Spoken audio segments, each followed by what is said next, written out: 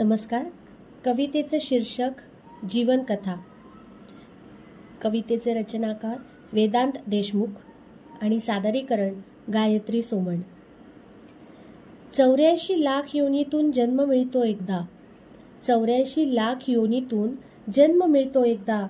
तुमची नाही, माझी नाही, सर्वांची ही जीवनकथा. मनुष्याचं जीवन म्हणजे अनेक वळणांचा रस्ता. मनुष्याचं जीवन म्हणजे अनेक वळणांचा रस्ता, पण त्या वळणांवरून ध्येय गाठणारे काही थोडेच लोक असतात.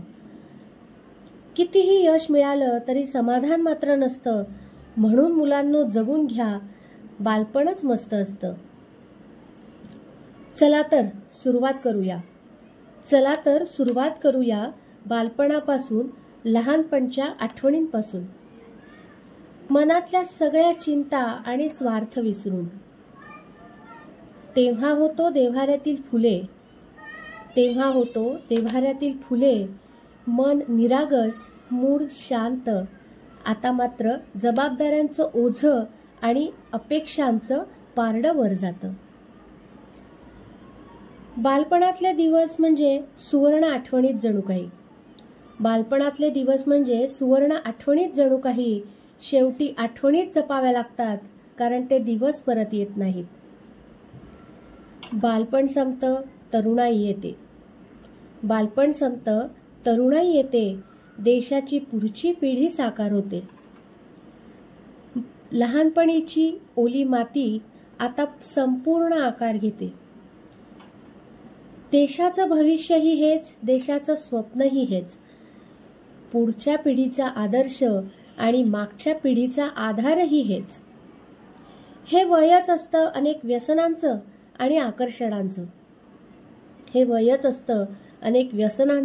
आणि आकर्षणाचं. आता हे तुम्ही ठरवायचं की मस्त जगायचं की मग यांच्या आहारी जाऊन बेरोजगार व्हायचं.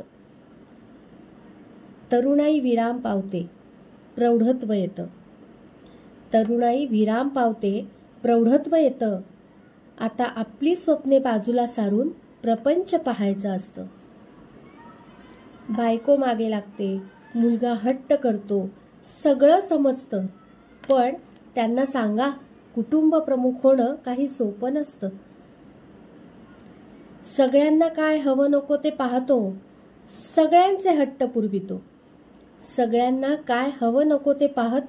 सगळ्यांचे हट्ट पुरवतो. कुटुंबाची खरेदी झाल्यावर स्वतःसाठी खिसा मात्र रिकामाच असतो. काही सोपं नसतं वडिलांनंतर त्यांची जागा घेणं.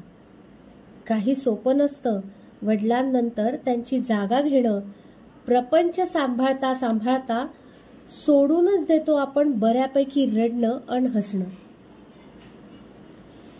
तेच हसणं पुन्हा आपल्या आयुष्यात येतं वृद्धापकाळाचं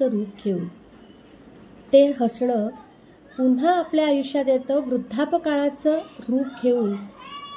आता फक्त मस्त जगायचं, जीवनाचा आनंद घेऊन. सगळं चांगलं असतं, फक्त जसे आपण मावळत जातो, उगवत्या सूर्याचं आपल्याकडे लक्ष नसतं. वृद्धापकाळ हे झाडाच्या वाळलेल्या पानांसारखं असतं. वेळ आल्यावर ते जमिनीवर पडतं.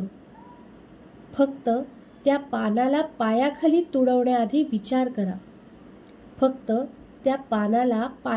तुडवण्याआधी विचार करा. त्यानेच तुम्हाला कधीतरी उन्हापासून वाचवलेलं असतं. हेच आहे जीवन सत्य. पुढे काही नाही, कुठली व्यथा. तुमची नाही, माझी नाही,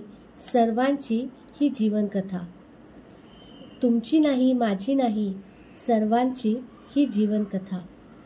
धन्यवाद.